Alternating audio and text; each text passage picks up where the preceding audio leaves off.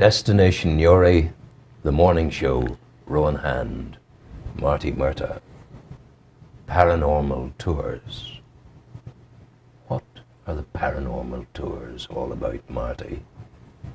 Well, the paranormal tours is something that we are doing in Newry at the minute. It's part history, but with real paranormal experiments.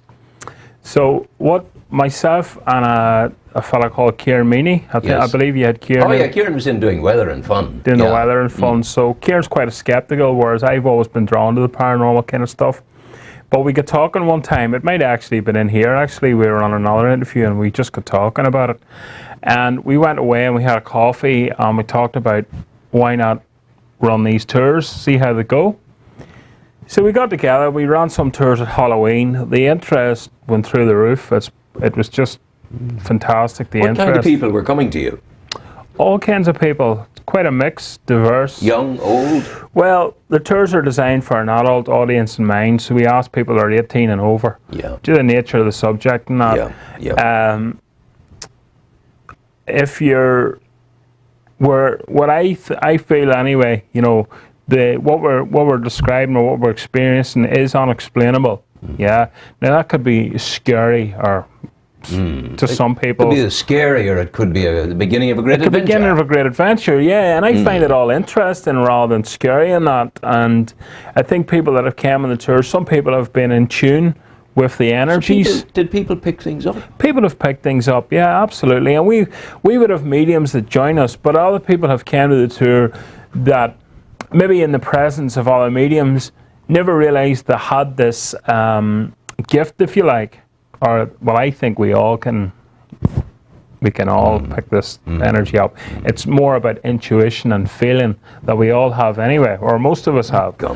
And some people have come on the tour because we're taking them to what I would describe as one of the most paranormally active sites, not just in Newry and Mourne, but the whole of Ireland.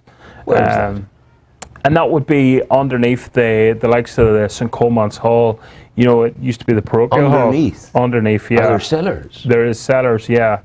There's also access to some of the tunnels that would have been interconnected to the Gallows Hill, where it wouldn't have been clergy, but it would have been ministry. Courthouse. The courthouse, yeah. We describe that because, you know, the courthouse, you have the courthouse on one side and you have the Bank of Ireland, which in fact was the old jail. And that was all tunnel. That was all tunnels right up the Heather Park, where the gallows were. And interestingly enough, on the very top of the line, you've got the church, St. Patrick's Church, yes. where they were buried. So it's an interesting line, isn't it? Convicted, executed, interred. And so, praise it, dear. And what are the mediums finding? The mediums are finding a lot of energy, particularly in the sites that we go to. In the likes of some of the graveyards that we've visited, the energy's been very positive. They're sensing lots of youth, you know, that maybe lots of children that maybe were buried there, and the energy is still there, because I think thoughts live on. Our physical bodies might die, but there's something about our thoughts and that. My friends, the Buddhists, were saying something very similar here yesterday. Yeah. You know, they described the body as a machine, but the consciousness is there and going on. And that's the American song about it. John Brown's body lies moulding in the grave, but his soul goes marching on. Absolutely. Well, consciousness is eternal. Rather, a soul is, I think a soul is kind of, rather than a egotistic sort of soul. People's idea of the soul is this, you know, spirit body of a apparition, whereas I don't know. I think it's more consciousness, it's more energy, it's more sort of, doesn't necessarily have to take on a shape or a form or whatnot. Well, on the tours, Marty, do people experience fear? Well, initially people do experience fear, and then we would talk about some of our experiences and that, and connecting with this stuff, that there's nothing really to be afraid of.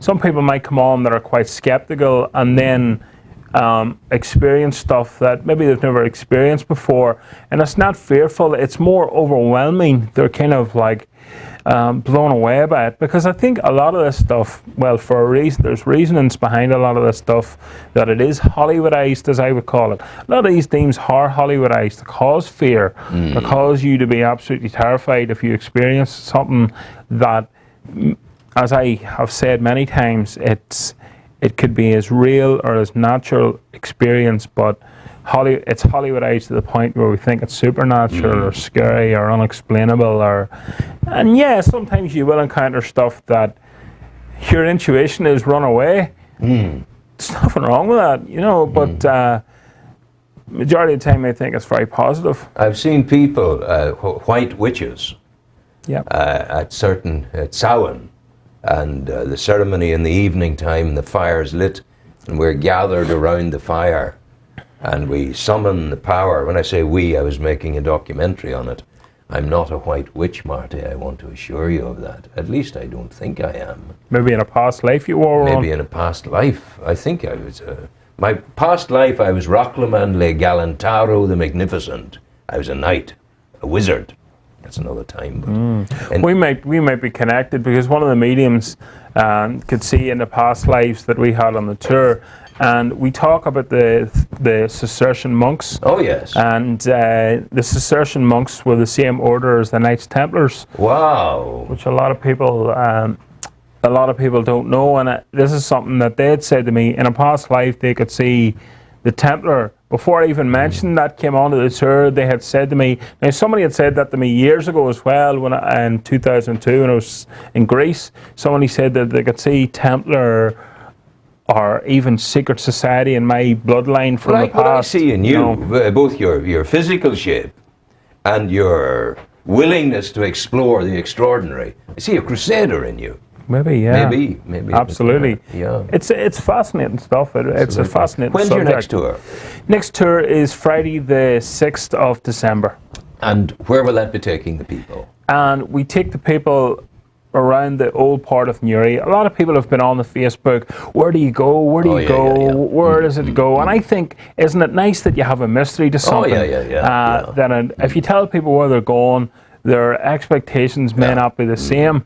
But having said that, we do take people places where a lot of us, our people walk every day and never think, just don't know the history of the area. But you do it at night. We do it at night, and you know, it has that, on that fog with dim lights on that street, Newry can be a whole different world, a whole different place, particularly around Lindsay Hill and that, and the history at that. See the history over at that, where Bagnall's Castle and the old Cistercian Abbey and that whole, up that monastery, there's a lot of history that I think is still very much untapped. Yeah.